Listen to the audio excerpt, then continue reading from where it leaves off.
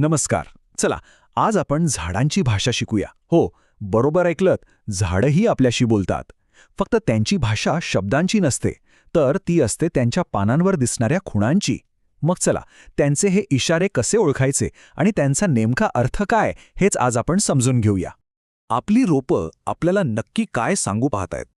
जेव्हा त्यांना काहीतरी कमी पडतं, तेव्हा ती काही विशिष्ट लक्षणं दाखवतात. आणि हीच लक्षणं ओळखता येणं ही त्यांच्या आरोग्याची गुरुकिल्ली आहे.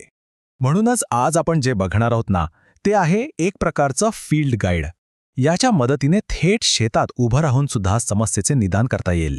ठीक आहे, तर आपली पद्धत अगदी सोपी आहे. फक्त 2 स्टेप्स. पहिली स्टेप, नुकसान कुठे झालं आहे ते शोधायचं. आणि दुसरी स्टेप, तिथे दिसणाऱ्या लक्षणांची बारकाईने तपासणी करायची. चला, याच 2 सोप्या स्टेप्स वापरून सुरुवात करूया. तर आपला पहिला क्लू तो सापडतो जुन्या म्हणजे खालच्या पानांवर. असं का होतं? कारण वनस्पती हुशार असते. ते आधी जुन्या पानांमधली पोषक तत्व काढून घेते आणि नवीन वाढीसाठी वापरते.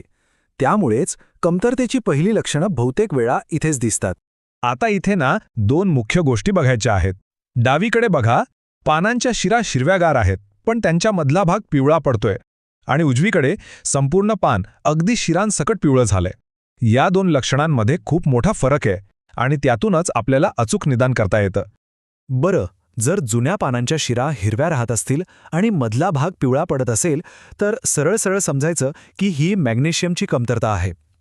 मॅग्नेशियम हा क्लोरोफिलचा म्हणजे पानांना हिरवा रंग देणाऱ्या घटकाचा एक महत्त्वाचा भाग असतो. आणि जर अख्खं जुनं पान म्हणजे शिरांसकट पिवळं झालं असेल, तर ही आहे नायट्रोजनची कमतरता.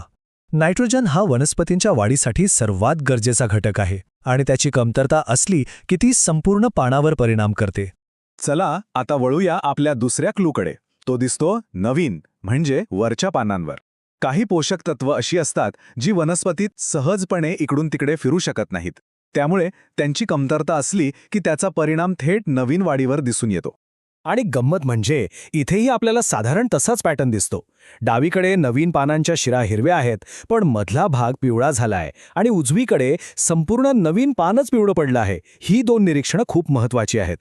जेव्हा नवीन पानांवर शिरा हिरव्या राहतात आणि मधला भाग पिवळा होतो, तेव्हा हे लोह म्हणजे आयन किंवा मॅग्नीजच्या कमतरतेचं लक्षण असू शकतं. ही दोन्ही पोषक तत्व नवीन वाढीपर्यंत सहज पोहोचू शकत नाहीत.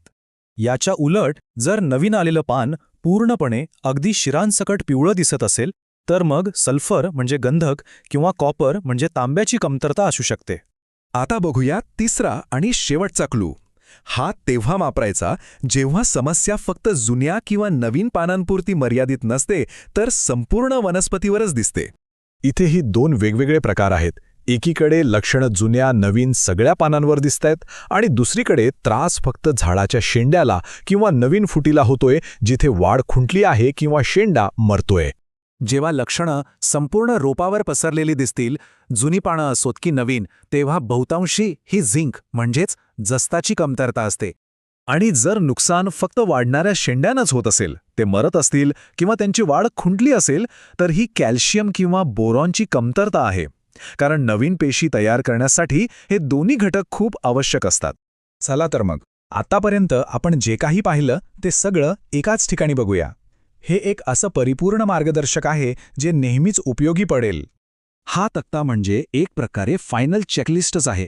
इथे सगळं काही सोप्या पद्धतीने मांडलं आहे. फक्त 2 गोष्टी तपासायच्या. लक्षणं कुठे आहेत, जुन्या पानांवर की नवीन पानांवर, आणि ती दिसतात कशी, शिरा हिरव्या आहेत की पिवळ्या. झालं, निदान तयार. जसं की जुनी पानं आणि हिरव्या शिरा दिसल्या की समजावं मॅग्नेशियम कमी आहे. नवीन पानं पूर्ण पिवळी झाली तर सल्फर किंवा कॉपरची कमतरता असू शकते. हे सोपं मार्गदर्शक जागेवरच निर्णय घ्यायला मदत करेल. तर आता वनस्पतींचे हे संकेत ओळखायला सुरुवात करता येईल. या माहितीच्या आधारावर पुढची पायरी काय असेल? कारण लक्षात ठेवा, योग्य निदान हेच यशस्वी उपचाराच्या दिशेने टाकलेलं पहिलं आणि सर्वात महत्त्वाचं पाऊल असतं.